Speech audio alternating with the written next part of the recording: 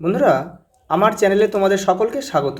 আজ আমরা class 6-এর Ryan Martin প্রশ্নবিচিত্রা থেকে ভূগোলের প্রথম পর্যায়ক্রমিক মূল্যায়নের 3 নম্বর স্কুল সলভ করব। প্রথম প্রশ্ন, সপ্তর্ষিমণ্ডল গঠিত হয়েছে 7টি উজ্জ্বল তারা দিয়ে। ক্যাসিওপিয়া দেখতে অনেকটা ইংরেজি এম অক্ষরের মতো। মাধ্যাকর্ষণ শক্তি সবচেয়ে বেশি যে গ্রহের সেটি হলো বৃহস্পতি। পৃথিবীর পরিধি প্রায় 40,000 কিমি, অপশান সি। আকাশ যেখানে পৃথিবীতে এসে মিলিত হয় সেই বৃত্তাকার রেখাকে বলে দিগন্ত রেখা, অপশান বি।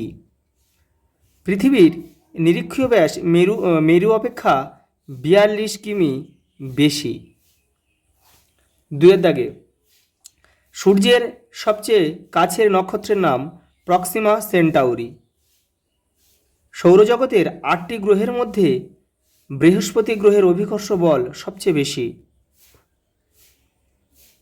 আয়তনের বিচারে ভারত পৃথিবীতে কততম দেশ? 7ম। ভারতের একটি অন্তর্বাহিনী নদীর উদাহরণ দাও। লুনি।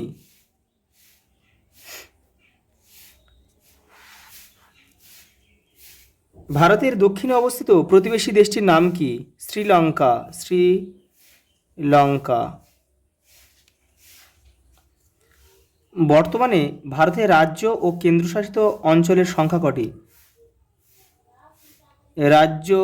রাজ্যশাসিত অঞ্চল রয়েছে 28টি এবং কেন্দ্রশাসিত অঞ্চল রয়েছে 9টি। ভারতের বৃহত্তম রাজ্য কোনটি? বৃহত্তম রাজ্য রাজস্থান। আর ক্ষুদ্রতম রাজ্যের নাম হচ্ছে গোয়া। ভারতের কর্কটক্রান্তি রেখার দক্ষিণ অংশে গড় উষ্ণতা সারা বছর সাধারণত বেশি হয় কেন? এই যে দেখে নাও, এখান থেকে এই পর্যন্ত লিখতে হবে। পরের প্রশ্ন, ভারতের চারিদিকে কি কি আছে? তোমাদের টেক্সটের 67 নম্বর পেজে উত্তরটি রয়েছে। এই যে এখান থেকে এই পর্যন্ত লিখতে হবে। পরের প্রশ্ন, পৃথিবী থেকে চাঁদ ও সূর্য দুটোই প্রায় সমান আকারের মনে হয় কেন?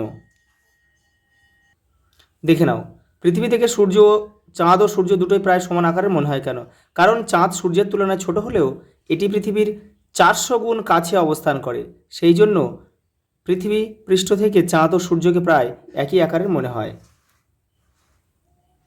পরের প্রশ্ন, পৃথিবীতে প্রতিবাদ স্থান দুটি সর্বদা বিপরীত গোলার্ধে অবস্থান করে কেন? দেখে নাও, এই যে পৃথিবীতে প্রতিবাদ স্থান দুটি সর্বদা বিপরীত গোলার্ধে অবস্থান করে, এখান থেকে এটা পুরোটা লিখতে হবে। পরের প্রশ্ন, তারারা মিটমিট করে কেন? দেখে নাও, তারারা মিটমিট করে কেন? এখান থেকে এই পর্যন্ত লিখতে হবে। পরের প্রশ্ন, অক্ষরেখা ও দ্রাঘিমা রেখার পার্থক্য লেখো। এই যে অক্ষরেখা ও দ্রাঘিমা রেখার পার্থক্য, এখান থেকে এই 4টে তোমরা লিখতে পারো। আরও যদি মনে করো যে আরও কয়েকটা লিখবো, তাহলে এখান থেকেও তোমরা কয়েকটা লিখতে পারো।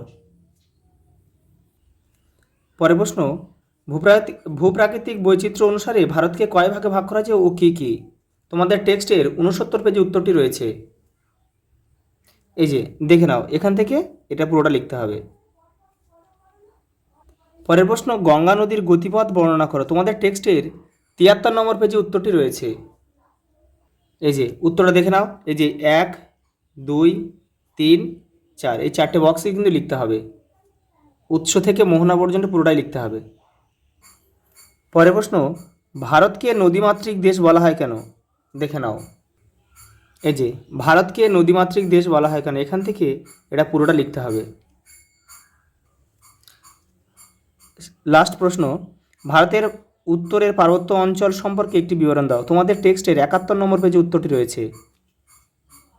এই যে দেখে নাও, উত্তরের পার্বত্য, এখান থেকে কিন্তু পুরোটা লিখতে হবে। যেহেতু মান 5-এর রয়েছে, ওই জন্য কিন্তু পুরোটা লিখতে হবে।